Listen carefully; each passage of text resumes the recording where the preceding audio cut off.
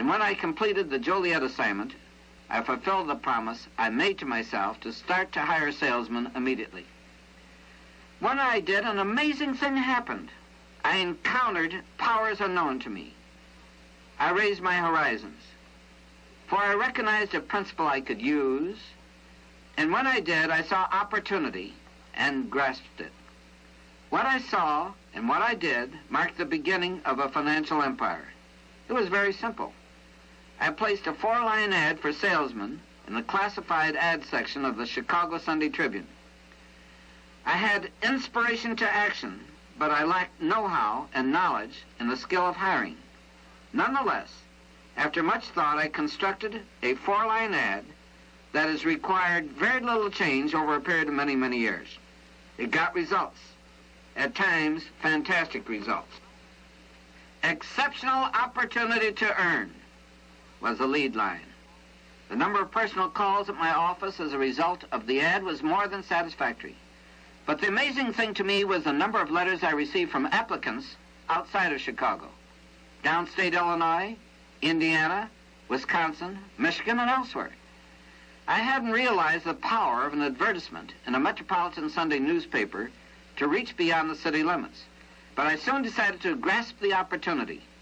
I saw the possibility of expanding beyond the city of Chicago and the state of Illinois. So I immediately wrote to Harry Gilbert and indicated that I had a prospective salesman in Wisconsin and another in Indiana. Would it be all right to hire them, I asked. I felt it unwise to refer to more than two until I got one foot in the door. I sent the Michigan inquiries to my mother in Detroit.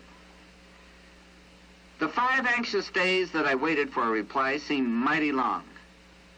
Before I received an answer, I hired 2 men for Chicago, wrote to those who had made inquiry from the rest of the state, and engaged in personal sales for 4 of the 5 days. I needed immediate income. On Saturday, the letter from Mr. Gilbert arrived. He was complimentary and encouraging, and he gave me permission to hire the applicants in Wisconsin and Indiana. Mr. Gilbert had no representatives in either state for this special policy department. So I wrote to these applicants.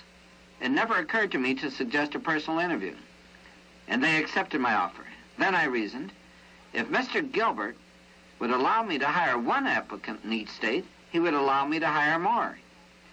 This was an exceptional opportunity for me, and I decided to take it. In addition to continuing to advertise in the Chicago Tribune, I placed ads in the Milwaukee and Indianapolis Sunday papers.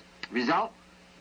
More inquiries, more salesmen from these states, and inquiries from other states as well. Again, I wrote to Mr. Gilbert, and it was only a matter of time until I was hiring salesmen in every state where he did not have an agency for his department. For I realized that I had hit upon a success formula, and it paid to get the most out of it. I moved ahead quickly in building a sales organization through the mail. Yet I continued to sell personally, for I needed the income. My procedure was to answer letters early in the morning, sell until 5 in the afternoon, then return to my office for an hour or so for any additional office work required. I preferred to work downtown Chicago, for I could then get in additional office time. Naturally, with the expansion of business, it became necessary for me to expand my office facilities. So I gave up my desk space with Mr. Pickering and established my own office. At first, I too rented desk space to others to reduce overhead expenses. By my agreement with the insurance companies I represented, I owned the business and would pay all expenses except the printing of the policies and the payment of the claims. Soon, I expanded my advertising to include national magazines, and inquiries came from states where Mr. Gilbert already had established exclusive agencies. So I wrote to him, mentioning these inquiries, and asked his advice. Harry Gilbert was a generous man, and he was pleased with the volume of business I was producing. He wanted to help me. So he suggested that I write to E.C. Mehrhoff of the Commercial Casualty Insurance Company of Newark, New Jersey, with his recommendation. Here again I learned an important lesson. When you have a delicate problem because of the possibility of feelings being affected, go directly to the person involved and ask him for advice in solving the problem. He is the one who can help you. As you listen, you'll see how this principle was used. My self-motivator for such a situation was, ask advice from the man who can help you. My letter to Mr. Mehrhoff brought the answer I wanted. He gave my agency, Combined Registry Company, exclusive rights in the entire United States to sell a special accent policy of my own design. I named it the Little Giant, to symbolize a lot of protection for little cost.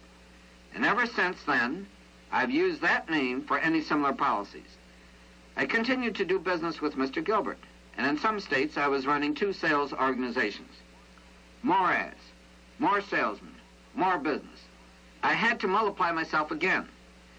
This time I needed sales managers in each state. The men for these positions were selected from my sales force, and their commissions were increased, so my percentage of profit on each unit sale was reduced. But I earned a larger net income from volume sales. Eventually, my organization was selling several 100,000 policies a year. The sales managers were motivated to do their best. The more policies the salesmen under them sold, the more money the sales managers earned. Their overriding commissions were sufficiently high to warrant the investment of their time, effort, and money to build an organization in the states under their supervision. Thus, my time, effort, and money were saved. I decided to invest my time and effort to complete my high school education and to prepare for college. It was imperative to have a college degree to get into Harvard Law School, and that's what I was aiming for. It doesn't take much business experience to realize that it's common sense to continue to gain knowledge, to become educated. I knew it was possible for me to make a fortune without a high school education. Many great Americans have. But from studying their biographies, I found that they continued to learn after they left school. Besides, there's more to life than making money. I've already said that I dropped out of high school in Detroit. My mother was on a business trip at the time, and one of my teachers and I had a disagreement concerning his capacity to evaluate my ideas. For some reason, he reported this to the principal, who called me to his office.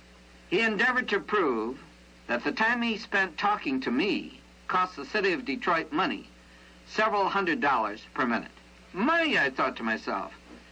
Why, my earning capacity as a salesman is far greater than my teacher's. So instead of motivating me to do what he wanted, not argue with the teacher in the future, his logic caused a reverse reaction. I quit school. And if his logic was correct, Detroit saved thousands of dollars, for I never talked to the principal again. Perhaps at that time, I resented regimented authority, as many high school kids do. Perhaps there were other reasons. There usually are. But I soon entered night school, the Detroit College of Law, and worked days. For I never, at any time, gave up the idea, keep learning.